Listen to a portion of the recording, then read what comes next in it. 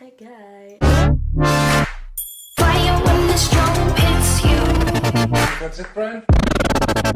Yes. Petite vidéo sur les ongles en gel. Cette vidéo devait être un haul, mais ma commande Shein n'est pas encore arrivée. Je n'ai pas de formation pour les ongles en gel. J'ai vraiment appris à l'aide de tutos. Je vous laisse pour la suite.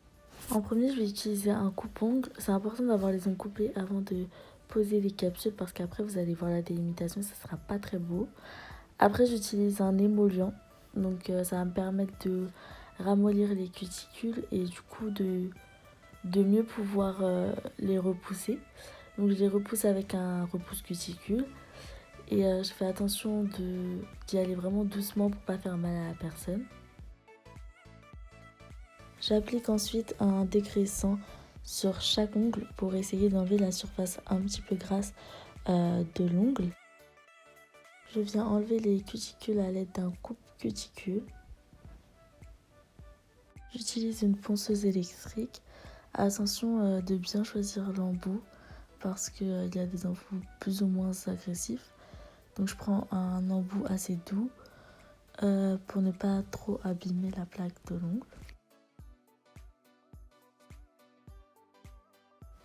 Pour parfaire le résultat, j'utilise un bloc polissoir à grain 100.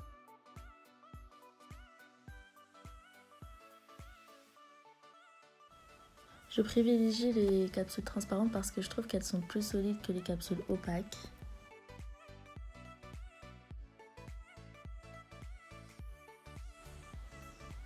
Je colle mes capsules avec une colle à pinceau parce que je trouve que c'est plus pratique qu'un tube où on s'en met plein les doigts. Je viens couper mes capsules avec un coupe-capsule.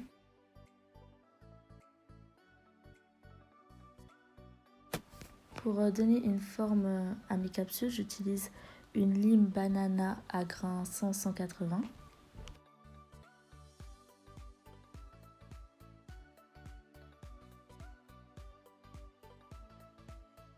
Je vais prendre un chip blender qui va m'aider à limer la jonction entre la capsule et l'ongle.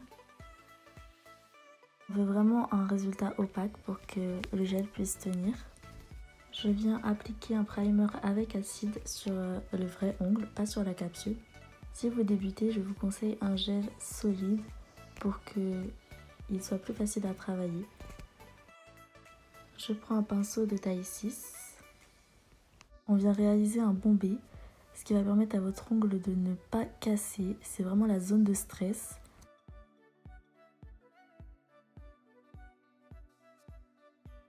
Je mets le gel à catalyser sous la lampe LED UV pendant 60 secondes.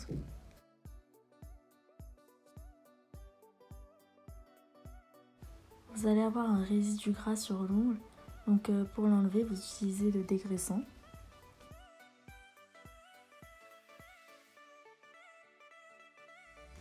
Avec le gel, vous allez avoir des petites irrégularités. Donc pour avoir une surface régulière, vous utilisez la ponceuse électrique. Pour avoir une surface encore plus lisse, vous pouvez utiliser un buffer ou bloc polissoir.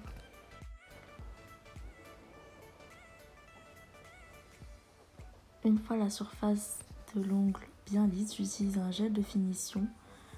Attention, ce n'est pas un gel de construction, c'est à utiliser en fine couche.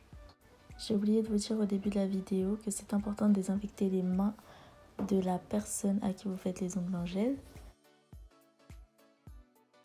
Presque tous les produits viennent de chez Ongle 24, donc je vous mettrai tout ce que j'utilise en barre d'infos.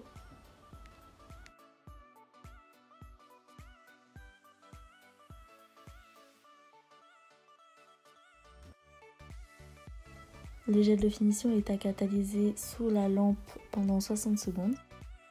On vient encore une fois enlever le résidu gras du gel.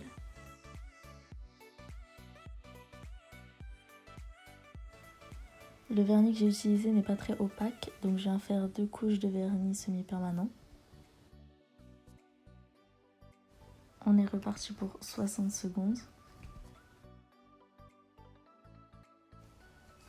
Pour protéger le vernis et avoir un fini brillant, j'utilise un vernis semi-permanent qui fait base et top coat. J'en ai fini avec la vidéo. Si tu as aimé, tu peux t'abonner et on se retrouve dans une prochaine vidéo pour un haul et try on. D'ici là, tchuss. That's it, Brian?